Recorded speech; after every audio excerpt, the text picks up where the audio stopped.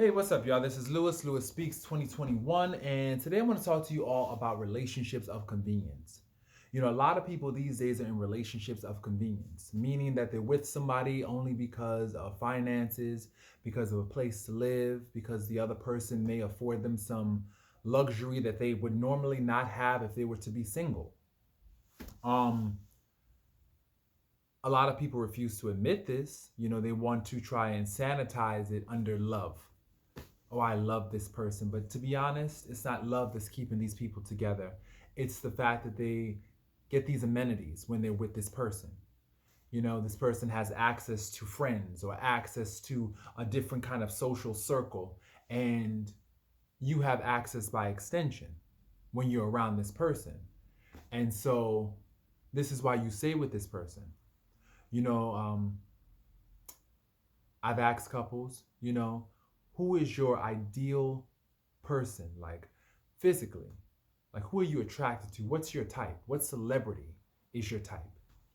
Some people say, well, oh, Angelina Jolie or Angela Bassett, or Layla Rashawn, or Jada Pinkett. And then I look at their partners, and their partners look nothing like no Angelina Jolie. Their partners look nothing like no Layla Rashawn. Nothing like no Angela Bassett. So you ask yourself, why are they with this person? And to be honest, they're with this person because they're slumming it. A lot of these people are out here slumming in relationships that they really don't want to be in, but they just don't want to be alone. And it's a hard thing to admit, not only to yourself, but to your partner, that they're not your first choice. How many of our partners could handle the truth if we were to tell them, hey, honey, I hate to break this to you, but you're really not my first choice. My first choice is Mariah Carey, but she was not available, so I'll settle for you. I guess that's why they call it settling down, because you literally settle with whoever is willing to tolerate your behind, you know? It's kind of like last call. We're all aging, we're all getting up there, and initially when you're in your 20s, you have these high ideals. I'm gonna find somebody who's good looking, talented, smart, funny. We're gonna be soulmates and it's gonna work out. And then you arrive at your 40s and 50s and you start to realize that the pool of eligibles is more like a waiting pool. And so you begin to amend your standards and, in fact, lower your standards. You start to be more open. Be more open as to what you'll accept from a partner. Whereas before, when you were younger, you had the luxury of having standards. But now that you're getting older, you have to review that checklist and start to make some necessary revisions. And that's really difficult. That's really difficult. That's a grieving process because you start to realize that you're going to have to start settling for what's around. And, they have this saying that if you have nothing to eat in your cupboard, would you eat the poison? And people think, intellectually, you would think, no, of course not. I would not eat the poison. But then I'm thinking, something, eat that damn poison. Just eat the poison so that way you could just call it a day and you won't have to deal with all this relationship drama and trying to find the right person and trying to hope the person that you're with really wants to be with you and is not settling for you. It's just, ugh. I suffer, and I gotta be honest, I suffer from a mild form of relationship hopelessness. I feel hopeless when it comes to relationships. I see relationships out there now, and I'm sure that there are functioning ones. But the relationships that I see, you just have to tolerate so much BS from someone just to have someone to be in a relationship with. And it's not worth it. As you age, your peace becomes valuable. Your peace becomes your weapon and your shield. You need peace, and these relationships just cause you hell and aggravation. Oh, but then you're also when you're by yourself, you're single, you're grappling with loneliness and boredom, and it's just you want someone to be big on you so that way you can basically feel good about life.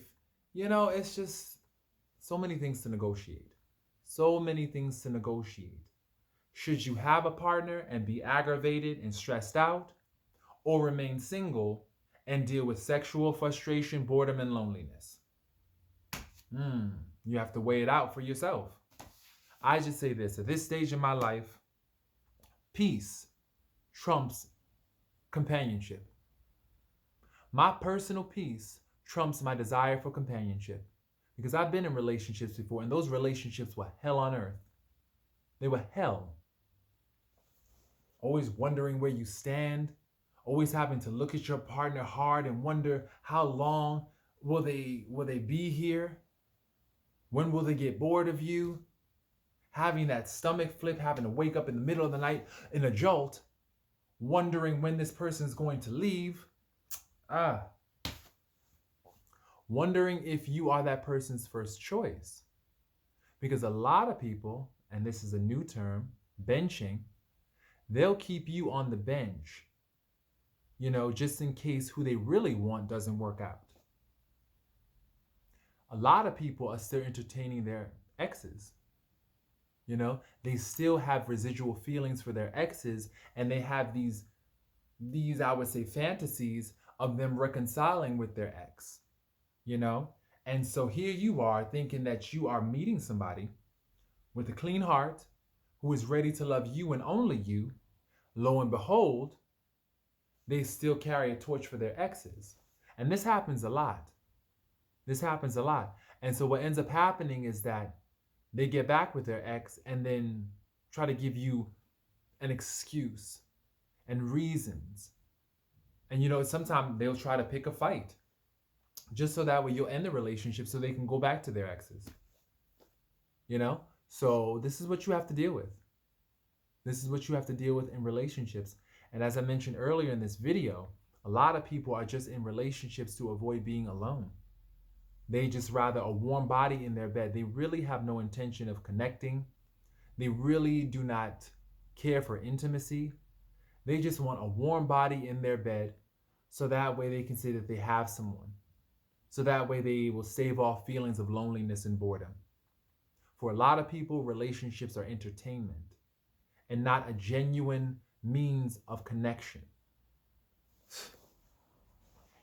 And so, to those in relationships, I was gonna say you have my sympathy, but I'll say this.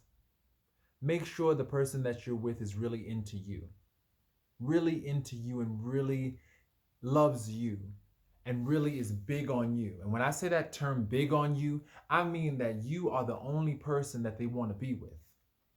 You are the only person that they envision themselves with. They like you. They love you. You are their type.